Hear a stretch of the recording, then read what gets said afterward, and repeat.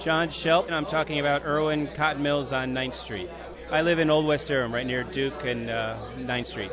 All right, well, the first thing is are a couple bobbins from the mills, and I was in an old mill village on Okanichi Mountain in Hillsborough, and looking in the old fireplaces of the houses that had gone back into the woods, and found these little metal rings. And I brought the metal rings home, and they match the metal rings that go around the base of the bobbins that fitted into the shuttlecocks that went back and forth in the loom in the weave room. And that's because old bobbins, the mill workers took them home and used them for kindling in the fireplace. And so the fireplaces in this old mill village were filled, the ashes were filled with little metal rings. The second thing I wanted to show you was a reed hook. A reed hook was used by mill workers in the weave room to grab any loose threads that broke during when the shuttlecocks were going back and forth across the loom, and a thread broke.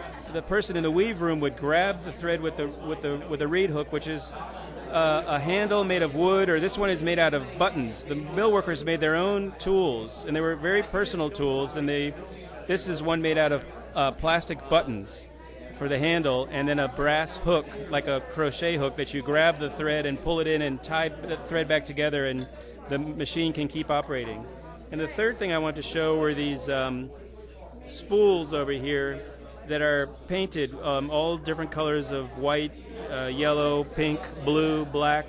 Those were painted by the mill workers so they could eyeball quickly and distinguish between the spools so they know what color thread to put back on the spool when it goes empty. Ralph Rogers. I'm a pharmacist, and I had a drugstore here, Rogers Drug Company. Now I live off of Old Chapel Hill Road, but when I was a child, I lived about a block from Main Street.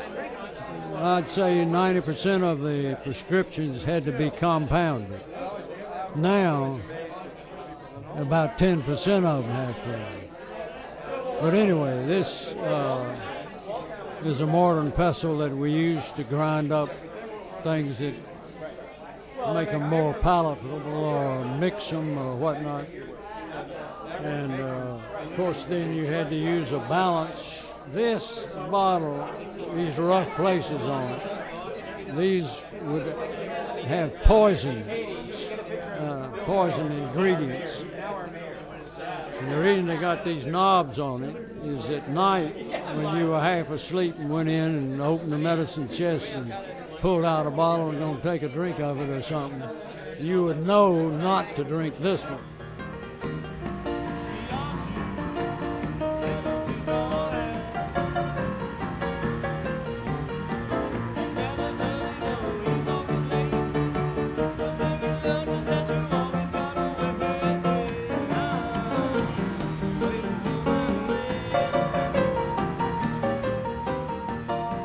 Merrigan. I do. I live in Old West Durham.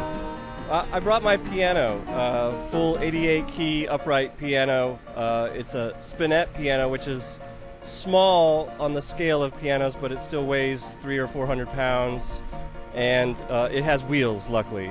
I busk playing the piano as a hobby around the city, keep it downtown at my office in 5 Points at Center Studio Architecture, and I push it out on the street whenever I can to play basically for the public. Part of the fun of it is the fact that it is a piano being pushed out onto the street, you know, is a little different than a guitar or something that is obviously more portable.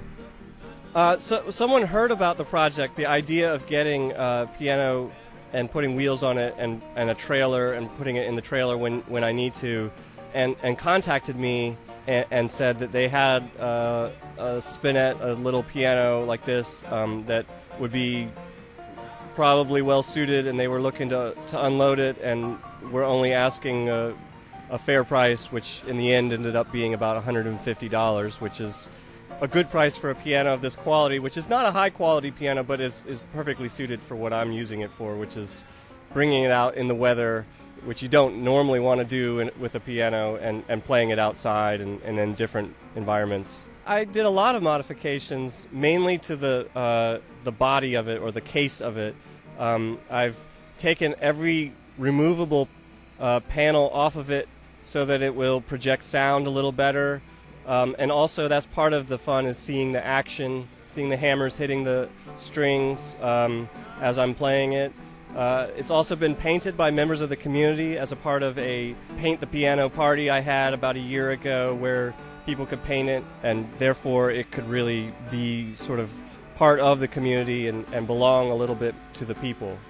So I don't really play with a set list. I don't like taking that level of organization for something that's supposed to just be fun and spontaneous. So I've actually written songs that I know and like. Most of them are original, but some of them are covers on parts of the piano, in this case the keys, not the playable part of the keys, but the part of the keys that extend back into the action of the piano. I've written all the song names on them so that as I'm playing I can think, oh, what am I going to play next, and sort of look down and see a whole list of songs that I like to play. Today I think I'm going to be playing an old boogie-woogie song by an artist named Clarence Lofton, and he wasn't really a big known player in the 30s, but he definitely encapsulates the boogie-woogie style more so than I think a lot of the other players do, and has a unique sound. So that's a new one that I've kind of just, today will probably be the first time I play it out. It kind of ebbs and flows with sort of what I'm learning and what I'm excited about any given week or month.